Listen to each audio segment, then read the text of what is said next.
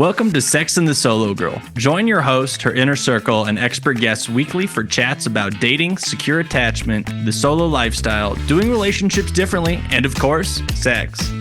And here's your host, Janice Formichella. Welcome to part 2 of 10 tips for happy relationships in 2025.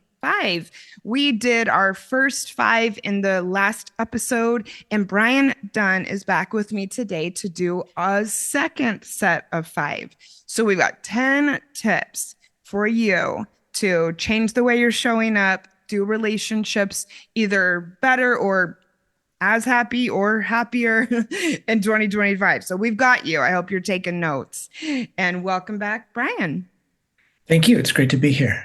The first set of 5 was fantastic. I was planning to give everybody a recap, but what I'd prefer is everyone go and just listen to part 1. We had some great tips, some that may even surprise you a little bit. So let's do our second 5. Brian, how are you feeling about the first 5? I think the first 5 are about sort of yourself and working on yourself.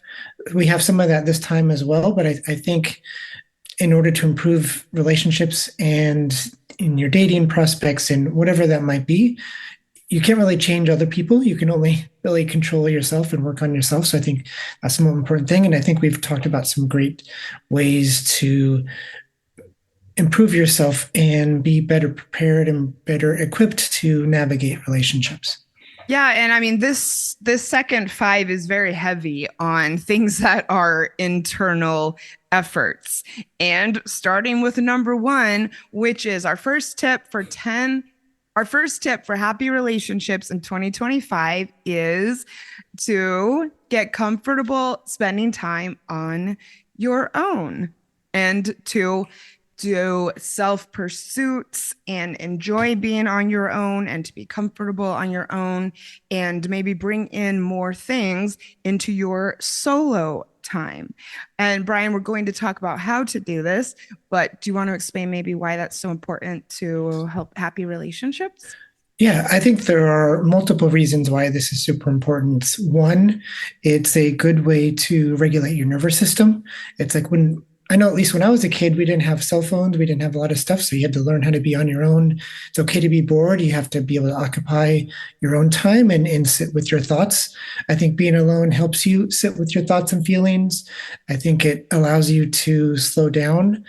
If you are the type of person who jumps from relationship to relationship or always has to be busy with people, I think that can make you a little bit myopic or a little bit blinded to when you are navigating dating and maybe picking people because it's better than being alone, where in a healthier place would be, is this person is pursuing a relationship with this person better than my own free time, better than my own peace on my own? So if you can get to a place of abundance where you're okay on your own, then you can come to dating and picking a partner or partners from a more stable and more grounded place where you are able to make better choices for yourself rather than just finding anybody who makes you not feel alone.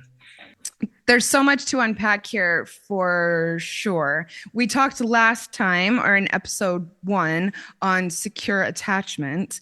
And this is, I think, one of the what secure attachment looks like. One of the things would definitely be being comfortable spending time on your own, even when you are in a relationship. Because really, regardless of if you have anxious tendencies or avoidant tendencies, a lot of people do search for relationships in order to distract themselves, or maybe because they're not comfortable being on their own, because they don't have a true relationship with themselves. And this is one reason and one way that we continue to act out destructive or dysfunctional or unideal patterns, is that instead of looking inward for company, we're always looking outward. And so and this is actually, I think, one of the most fundamental things that you need to get down before, you start dating. And the other great thing about spending time alone, or at least not with particular friends or family or a relationship partner, is you are able to do things that you find interesting, that bring you joy. If you go on a first date and you ask, like, so what do you like to do? And you don't have anything to answer, you don't have any interest, because all you like to do is be with a boyfriend or girlfriend or a partner, then you don't really have a lot to talk about. But if you like to read, or you have hobbies, you like crocheting or rock climbing or hiking or learning about new things, maybe every 3 months you take a ceramics class, or then you switch to like a aerial yoga class. Like if you have interesting things going on in your life, you have a lot more to talk about and a lot more for somebody else to be interested in.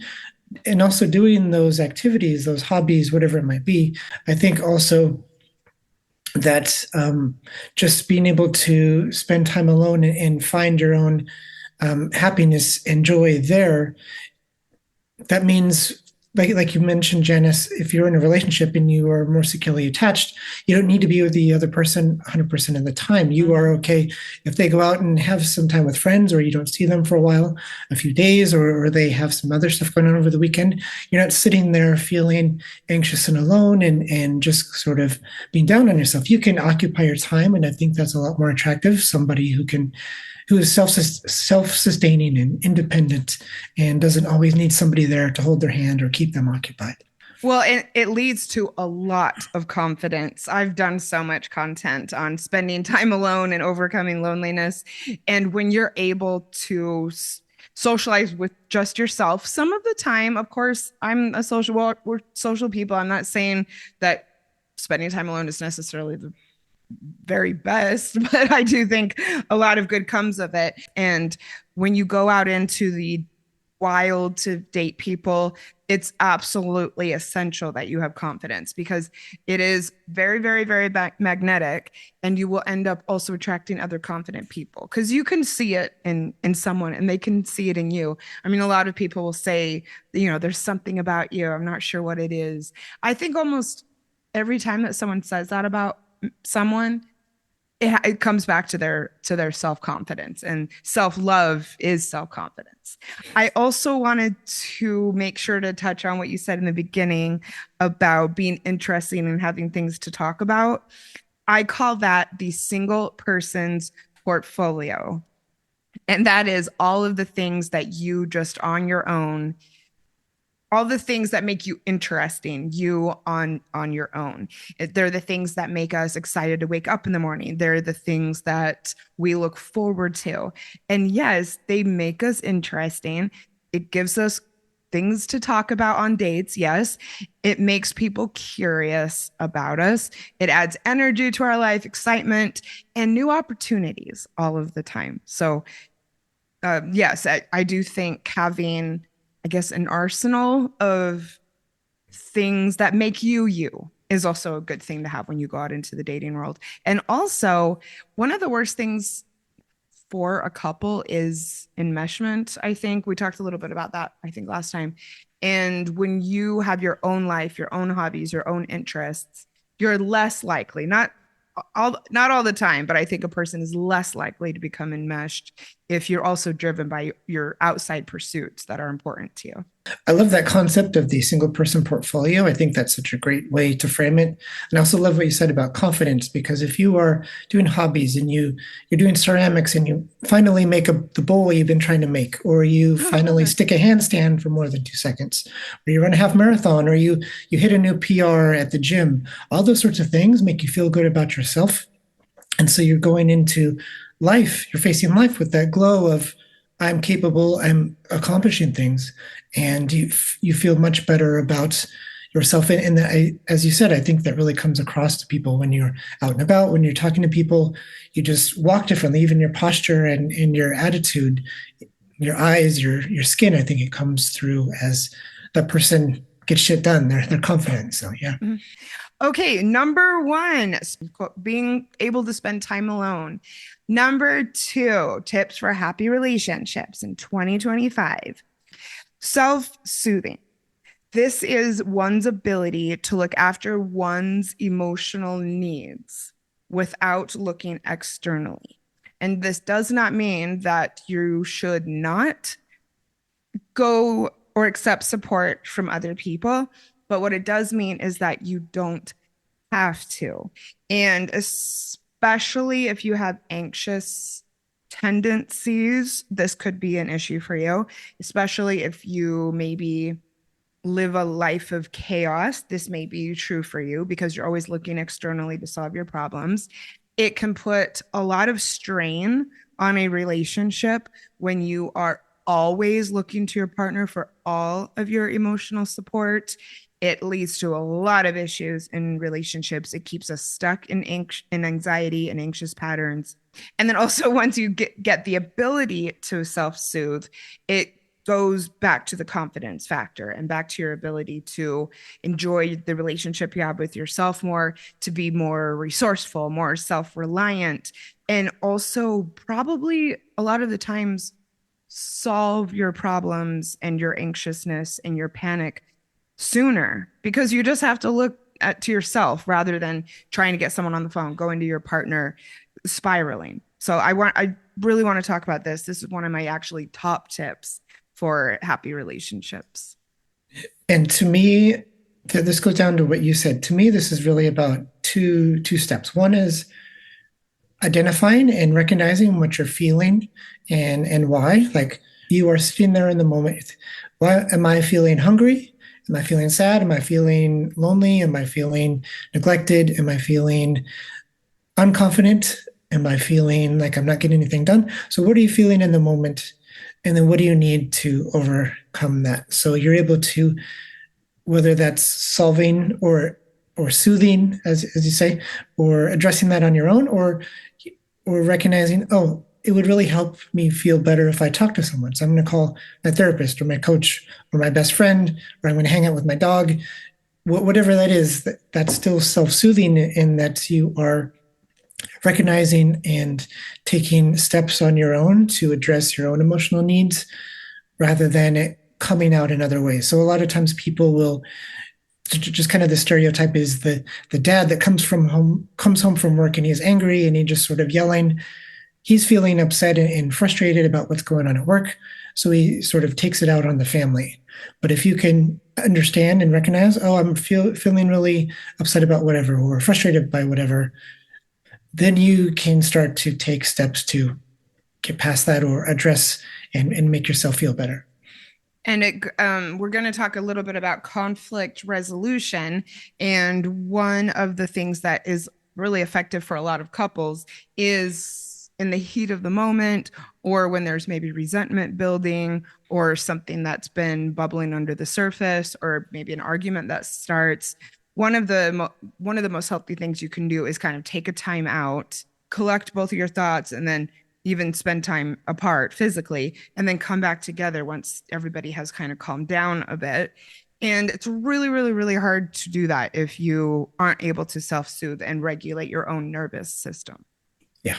And that is almost exactly what we're meaning by self-soothing. When you feel your nervous system out of whack, it's your own ability to navigate that and cope with it and bring yourself back. And there's a lot of ways that you can do that. I have done multiple episodes on self-soothing. I will, of course, link in the show notes. Our favorite source is Polysecure by Jessica Fern. But I've done a lot of research on regulating one's nervous system and learning how to do this, because I was someone who had no ability to do this in the past. And when I learned what it was doing to my life, which was being completely almost unable to sit with any discomfort that I had, and especially in relationships, even when I didn't necessarily want to be around a partner, because I did have avoidant tendencies as well in my past. I might not have wanted to work it out with my partner, but I was definitely the type of person who always needed to get a friend on the phone, or who might just sit with my anger, maybe drink even, instead of just, yeah, looking after my own needs. And I learned how to do it. And I really, I can see the difference that it's made for me and also other people. Also, if you have jealous tendencies at all, this is how you most effectively address it, is learning how to self-soothe, because a lot of jealousy is really tied up in fear and often anxiety. And if you can recognize it in yourself and then address it on your own, you'll have less jealousy, I think, in relationships. And now let's talk about conflict resolution skills. Brian and I have done a lot of content related to communication. Uncomfortable conversations was one that we did. I will make a list for everyone. This is perhaps obviously a thing that most easily drives a wedge into an otherwise, well, maybe not otherwise healthy, but into a relationship, is not quite knowing or having the skills or the practice or the body memory to, yeah, navigate a conflict or hurt feelings, or, like I keep on bringing up, resentment or misunderstandings. So in 2025, what can you do to learn more about conflict resolution? I think that, as with all of these, it starts with yourself and being able to identify your own needs and your own boundaries and learning to be able to communicate those. I think of conflict with another person similar to conflict with yourself, in that, for example, the difference between shame and guilt is guilt means I did something wrong. Shame is I am wrong or I am bad. So if you look at a conflict of, for example, you are bad or you did something bad or you did something wrong. And so being able to separate that. This kind of goes back to self-soothing as well, in that maybe, for example, you are with somebody or you're living with somebody and they leave something out and it frustrates you, or they leave the toilet seat up, whatever it is, that small thing. And maybe you get upset about that and it turns into some frustration, and whatever that might be, it might turn into a fight. But you're probably not just upset about that little thing. Maybe there are underlying things. Maybe you're frustrated overall with other things about that person, about the relationship. It could be yourself or other things going on. And then, like the dad that comes home angry and gets angry at the family because he's frustrated at work. There could be other things going on. So it's not just the one thing that happens. It's not the garbage not taken out. It's not the dish left out or whatever. It's other things going on. So that might be, if you can self-soothe, if you can self-regulate and reflect, am I frustrated about this garbage not being taken out because I feel like I do a lot of work that's not recognized and not appreciated? So that's another kind of the straw that broke the camel's back, insofar as I'm not feeling appreciated and seen for all the work I do, and I'm feeling disrespected. And so that's the final thing that makes me upset and makes it kind of the pressure cooker blow up. So being able to look at conflict and first within yourself, how are you feeling? What's going on? Why are you feeling that way? And how can you communicate that in a way that is about you and how you're feeling, and asking for help to solve a problem that's going on, and not the other person is wrong. You need to win the argument. You need to be right, prove them wrong, because that's sort of like a dominance, and you have a relationship that's somebody trying to be above the other all the time, or it's kind of a power struggle. That's not going to be a very healthy relationship. So, and it's not an attitude of what can we do to solve this. It's an attitude of how can I most blame you for my feelings, and that's not really a very winning solution. Correct. So it's how can we address this together? So I guess two things. First of all, considering that a lot of people listening might be single, what do you think is a good tip or two for learning about this outside of relationships? That's a really great question. I think that it's maybe even a little bit easier or at least clear cut when it's strangers. For example, you go to the coffee shop and or a restaurant and you make an order and you get your stuff back and something's wrong. So you wouldn't tell a stranger you're an effing idiot. Well, what is this? That's not what I ordered. You would say, Okay. excuse me, I ordered this, but this is incorrect. Is it possible to get that fixed, addressed? And so usually, hopefully, it's a red flag if you're not, but usually we are more respectful to strangers or service workers. So being able to speak up for yourself and your needs about getting something addressed. It's not that the other person is bad or stupid. As a mistake was made somewhere in the whole thing, and let's get the mistake addressed. So being able to do that and speak up for yourself in those situations, whether it's like asking for something or saying no to something, setting boundaries, all of that leads back into having the confidence to speak up for your needs and what it is you want, and even being able to identify what it is you need and want in the context of a relationship. This is such good stuff. What I want to also add, as far as learning how to do this outside of relationships, is don't ghost people. You can practice your communication skills and having difficult, tricky conversations when you are honest with people you are dating about whether or not you want to continue on. And it could be, yeah, if you do want to continue on, letting them know. And if you don't, just being honest and saying it. I mean, I did used to, I'm sometimes ghost, if I'm really honest, a lot of times let things kind of fizzle rather than just using my words because I was just so uncomfortable with it. And I have noticed that my ability to just be upfront with people, friends too, I've had to go through a friend breakup somewhat recently, and it was really, really uncomfortable. But my ability to be able to do that has led directly into my ability to be open and honest and communicative with my partners and my friends. So yeah, it really any conversation that you find uncomfortable, lean into it and practice. Therapy can help talk through things and help you identify what it is you're feeling and what you need in a way that's more constructive than in the moment when your emotions and your nervous system is heightened in getting upset about something. It gives a safe space to talk through things and look at whatever it is from different angles and perspectives. So I think that's another way to be able to learn communication, learn self-soothing, learn self-reflection is having a place, somebody that you can bounce things off of and work through problems on your own. Because therapists aren't there to give you answers. They're not there to fix you. They're there to guide you through your own process of self-discovery and self-healing. Mm-hmm. The second point I was going to make about conflict resolution and learning about conflicts is the ability to take responsibility for your own actions or for the role that you played and how things went down, and being curious about that.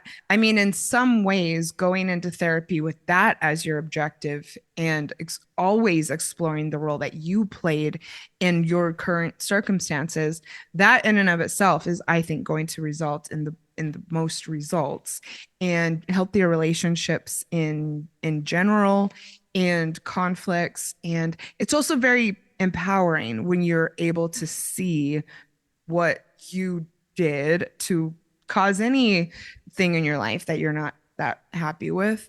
And it also creates more intimacy when both people can talk about the conflict and also come and say either, I see what I did to add to this, or I see what I can do to solve this moving forward.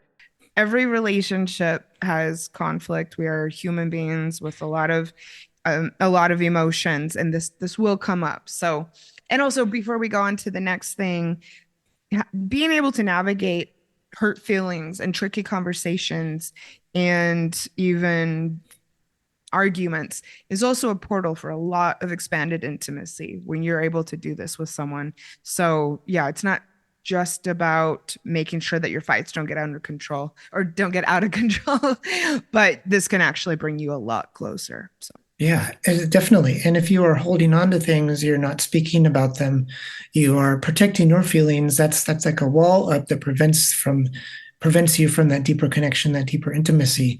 So it's about the resentment that we've spoken about in depth on previous episodes, where it's these unspoken things that are holding you back, that are sort of festering within you, that then if you can address those, then you have that deeper connection.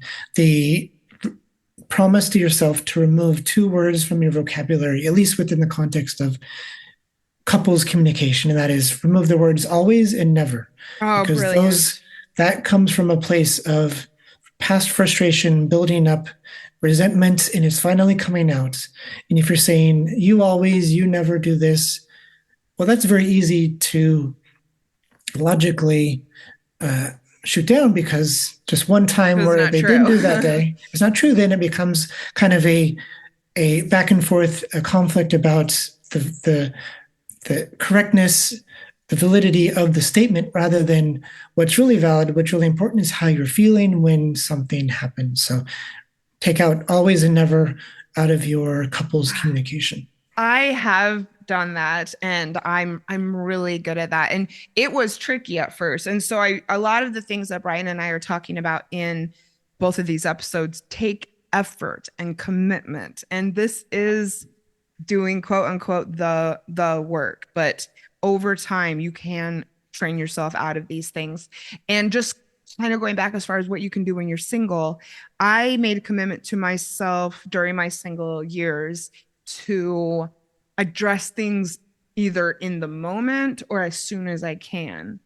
And if I don't address something with someone like pretty early on and I choose to keep it to myself, I have to let it go. I don't get to let it fester. I don't get to let the resentment build up, and I don't get to bring it up a month later. And it has been a game changer. And that can also be tricky to do, but that was something I committed to do, and that's definitely something that yeah, my partner and I work on, and he's really good at it as well. So yeah, think about that and not, shoving someone's face in something like Yeah. months later.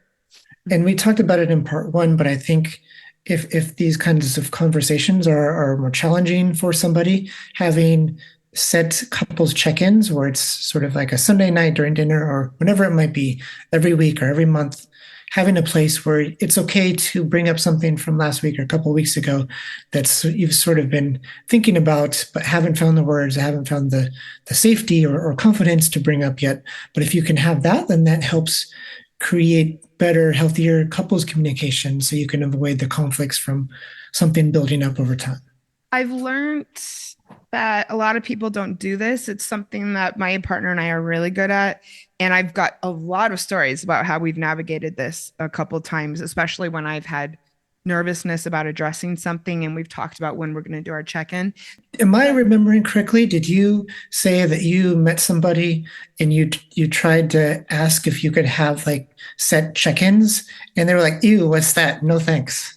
And you knew right away that that was like a big red flag to get Yeah, into. you bring up a really good point. I mean, yes, it's our responsibility to learn about communication and conflict resolution, but you do need to look when it comes to certain things how enthusiastic or willing your partner is to participate in it for sure. And as far as choosing better and deciding whether or not to move forward with someone, when it comes, yes, specifically to communication, definitely conflict resolution, what is their attitude about it? That could be your sign right there. And yes, I was with someone and I said I wanted, when I first learned about the couples check-in and talking about maybe resentments or negative feelings, he was absolutely like, I think that sounds horrible. No. And I was all excited about it too. And then I also had a partner, and you know what? Not everyone does this. And so he was new to it, but he would never initiate it. And he did say that it would be up to me to plan them and to initiate them and to guide them, which to a certain extent, sure, I'm more familiar with the process than he was, but it didn't feel collaborative. It didn't feel like this was something that we were creating as a couple. I ended up feeling, I don't know, resentment over having it be my responsibility, but maybe. Yeah. And Yeah. the conversations would often go all right, but I didn't go into it with the feeling of like we're a team. So I would Yeah. say make this a group effort. All right, the next tip for happy relationships in 2025. This is a fun one. And this is actually something that I don't think a lot of people would necessarily think of, and that is to commit to learning. And what we mean is reading books. We're going to talk about that. Brian and I are personal development book junkies. Going to therapy. I'm sorry. I know that maybe this seems silly. I think maybe to you, Brian, but a lot of the people I know who are self-reflective and insightful and curious about themselves and relationships watch a lot of YouTube videos. It's just something that I have observed because you get curious, you go on, you source material, you watch it, you think about it, and regardless of what area of relationships you want to learn about, there is some great content on there for Yeah. learning. Yeah. Yeah. You just have to be careful, Okay. like with YouTube. Sometimes you don't get down rabbit holes, especially for men. There's a very quick male rabbit hole pipeline Oh, into okay. like kind of misogynistic, red pill, alt-right kind of stuff. Just kind of Oh, because for boys and men, it starts, oh, you look up fitness videos, how to work out. And then that fitness influencer is talking about how to be an alpha male. And then you're getting into like very weird, very toxic stuff. So as long as you know the creators or they have backgrounds or they are experts in their field, okay. like the Gottmans, you know they have credentials. Joe Yeah. Schmo, that like six pack and sitting in his trailer, you know, looking like Not so much. he does steroids and trying to tell you how to be a real alpha Well, yeah, male look at the kind of thing is production not. Yeah.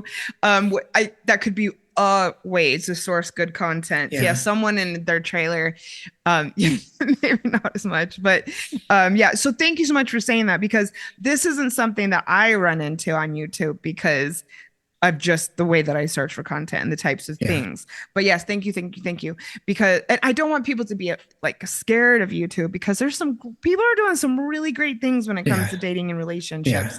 But yeah, you are absolutely right. There's also the flip side. So some YouTube, some great podcasts. There are some, yeah, wonderful, wonderful people producing podcasts that are just to help in healthy ways. Like I Yeah. said, books, coach therapy. Yeah, where would you suggest people to start with a open mind and wanting to just have this attitude of learning? Yeah. I think content wise, if it makes you feel hopeful, if it helps you grow and learn about yourself, that's great. If the content, especially like video content, if it's making you feel resentful or angry and that kind of negative feeling, then that's not a good place to be or a good place to go. Sometimes it can be helpful. For example, if you just get out of a divorce or breakup, can feel good to vent a little bit. But if you are looking to grow and learn, positive, how can I be better? How can I grow? How can I learn more about better relationships and being better? I think that's a good place to start. And sorry to interrupt, but this is one reason why I still struggle with the ever growing interest in narcissism and talking about narcissists is because, yes, it is interesting to see how some people show up and how people with certain personality traits act in relationships and knowing how to avoid them. But this does not help us improve ourselves. This is such a focus on what other people are doing wrong to get us riled up to victimize ourselves rather than looking inward for how you show up differently in relationships. And it's something that I've actually felt quite troubling because a lot of the content around narcissism is so focused on why these people are horrible Yeah. rather than, what can I do to maybe, yeah, keep my eyes open in the future. And so that Yeah. I don't ever get involved with them in the first place. Yeah, definitely. I think it's okay to be to wallow in self-pity a little bit when you're hurt. But Sure. if you're not careful, you get stuck there and then just a self-perpetuating cycle. I think it's good to learn from experts, like what are narcissists, like if you've dealt with them especially, but what are the red flags, what are the signs, how can you protect yourself, how can you avoid, how can you, like, how do you deal with a narcissist, gray rocking, and how do you like, respond to it? How does it make you feel in your body when you encounter someone like this, rather than just this? Yeah, like I said, this is why these people are horrible. Yeah. So that's, for me, that's in the side of the fence that is the growth and the learning.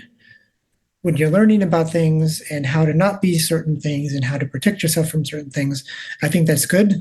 If you're in the self-pity worry circle that's just kind of keeping you down, then that's not a good place to be. And it takes a little bit more to get out of that if you're stuck in it, because if it feels comfortable to be able to blame your ex for everything and just sit there like a month or a few months or however long it takes to heal is fine. But 3 years later, if you're still talking about your narcissistic ex and everything's our fault and the world is awful because of this and that, then that's time to seek a little bit stronger help from therapy or a coach, somebody that can help you pick yourself back up and move on from that. And which is an empowering, exciting feeling, as opposed to watching videos just about narcissistic abuse, which is, you're going to find that you're getting, like I said, riled up over time. So yes, absolutely educate yourself. But when it comes to what you continually feed, look for how it makes you feel, for sure. I say this a lot, but you can read all the cookbooks you want, but you're not going to learn how to cook until you get in the kitchen and you're actually accidentally burning eggs or whatever it is. You're making mistakes and you're actually in the thick of it and putting it into practice. So I think coaching and therapy is like the best way to actually get results, because it's easy you can read a book, but as soon as you close the book, maybe that information is not there anymore, or you retain 5% of that 300-page book. And if you're not putting it into practice, if there's nobody holding you accountable to make those changes and try to put some of those things into practice, then there's not a lot of growth. So having this as a good foundation, one reason I think is, if you have this attitude of curiosity and this desire to improve yourself, I also think that just having that kind of outlook and attitude is just, it's a good indication that you want to have happy relationships, and also that you see your own responsibility in creating that, because otherwise you want to go out and try and educate yourself about how to do better. I mean, you might educate yourself about how horrible narcissists are, but you're not going to try and learn how to do better unless you actually want to. So, and before we get to our last tip, I do want to remind everyone that I am doing secure attachment coaching in 2025. I'm also working with singles in 2025 and still doing breakup coaching. So if you're struggling with that, please, all you have to do is go over to Instagram and I will get you started. And if you want some really great resources, go over to Brian's website, briancdunn.com. Our last tip for happy relationships in 2025 is making better choices. Oh, isn't that so easy, right? Well, I don't know. Do you have a desire to make healthy choices in the first place? How do you do it? Do you want to? Do you see the need to make better choices? Let's talk about that. And again, with almost all of this, if not all of this in this part, we're looking to ourselves. We are empowering ourselves and seeing our own role in happiness inside and outside of relationships. And look, getting into a serious relationship is a series of choices and decisions that we are capable of making and thinking about. It is overlooking the decision-making process that leads to a lot of heartache and icky situations in dating. So yeah, let's talk about how we can take it upon ourselves to make better decisions with people. And this really ties together everything we've been talking about, part 1 and part 2.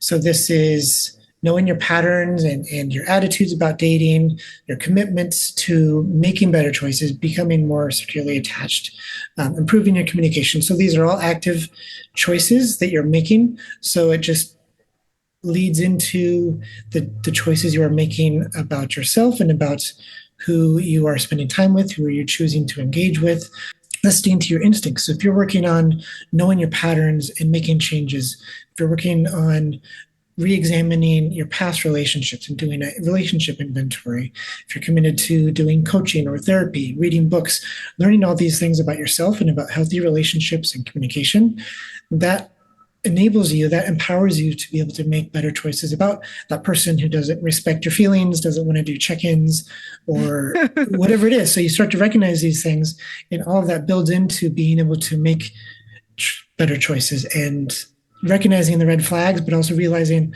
this is a red flag I shouldn't ignore. I kind of hate the thing that a lot of people say, especially a lot of men say, is women complain about bad relationships with men. Women should just choose better men, because a lot of times those things don't come up until later in the relationship, or once you're married, then sort of the mask comes off.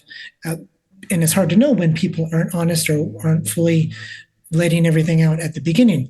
But if you are empowered to, you know your patterns, you know communication skills, you know what's important, you know the red flags, then it's up to you to be able to actually make choices based on those.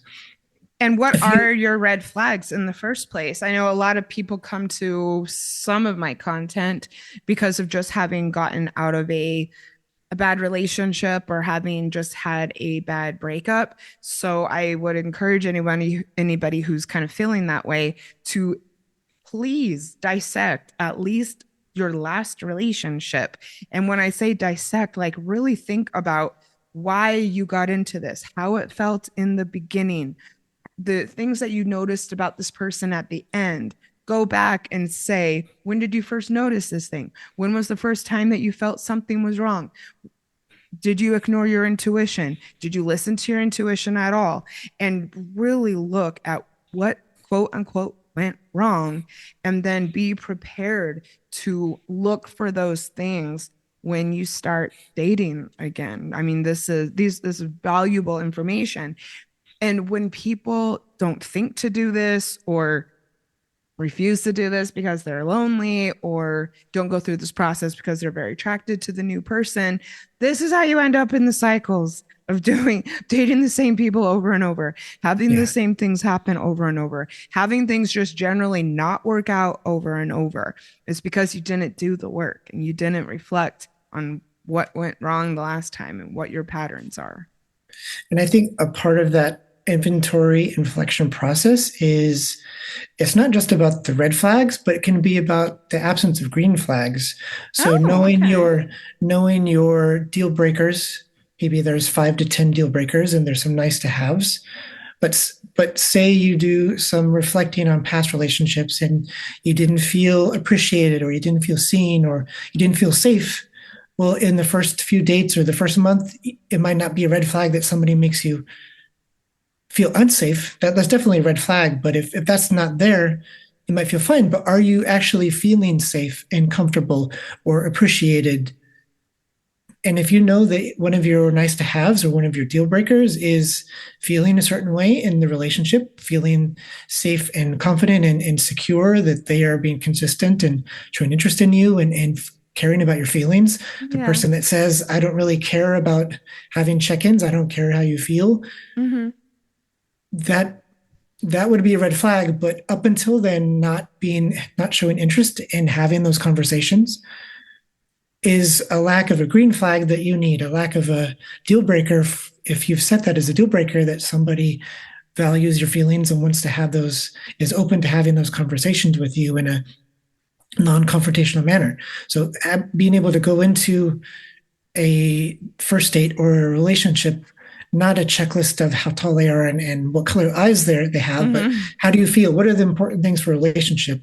How you feel day to day, how they act, how they respect you, how they treat you, and the values you share together. If you can go into dating with that, you'll be in a lot better place to be able to say, it's not because they ate their spaghetti funny because they twirl it in a different way, or they held the fork, whatever, kind of these icks that come up. But what is important for a relationship? What's important for a relationship for you, the relationship that you're in? What do you need? And then is that something that that person you are dating, you are courting, is able to offer? Sometimes we base decisions on things that are so trivial. And I know I hear a lot of my friends and clients talking about things in early days of a relationship or when they're first getting to know someone that, yeah, they're really clinging to and using to determine how to go forward. And they are things that I'm like, please trust me when I say that this is not important. And I'm sorry, but the height thing, that would just be the perfect example because there's no correlation between how tall a man is and how he treats you. Okay, and then two more things I want to say are things that go hand in hand with each other and making better choices before we wrap up. One, going slowly in relationships. And this is because you will more clearly see how a person is. You will not hastily maybe stop dating other people.